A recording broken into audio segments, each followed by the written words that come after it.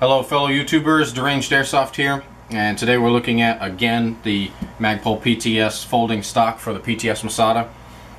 We had already done another video. It's not quite as good a quality on this, but we really like this. But another concern that we have with this, and we mentioned it in that video, was when disengaging this stock, make sure you firmly push this button all the way down to release it.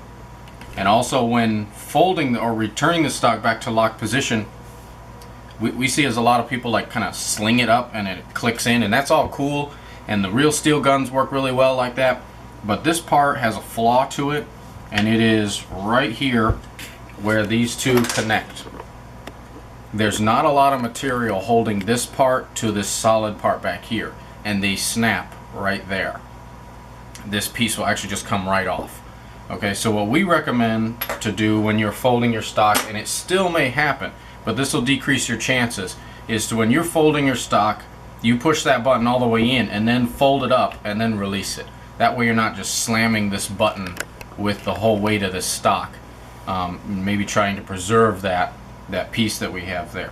But in the case that yours has come apart or has broken and you're trying to figure out how to get this apart, it seems like there's no openings, like there's nothing holding this in, and that's really because this is one piece. Just kind of open this up here, but this does not come in half. Okay, you can take out this screw here, and if you take it out, you can remove the whole back end of this, but it's not necessary. Okay, so if you take this out and you squeeze these buttons, this piece will come right off, and then you'll just be left with this half. You don't need to do that to get to the button. If you're trying to get to the button, this window is the key. Inside of there's a little tab, and you're going to need to use a flathead screwdriver and stick it down into that hole and kind of push the tab over. Okay, once you push the tab over, that spot is going to release and pop through the other side. And I would do it very gently, so just make sure you're all the way down in, and then take a flashlight and kind of look down in there on your own to see what you're getting at, and then put the screwdriver in all the way up against the wall on this side and go straight down and push, and it will pop itself loose. When it pops itself loose, it's going to come right out of the hole, and there is that tab that you're after. So when this screwdriver goes down in, you're coming down in against the wall, and you're trying to get to this point here, not on the tab, but up here, and then push, and it will pop itself loose. And this is pretty solid, so make sure you push it, you know, gently, but you're going to have to push it pretty firm. And this is the piece you're trying to get out. Right here, this is the part that cracks, and it'll just snap right straight off.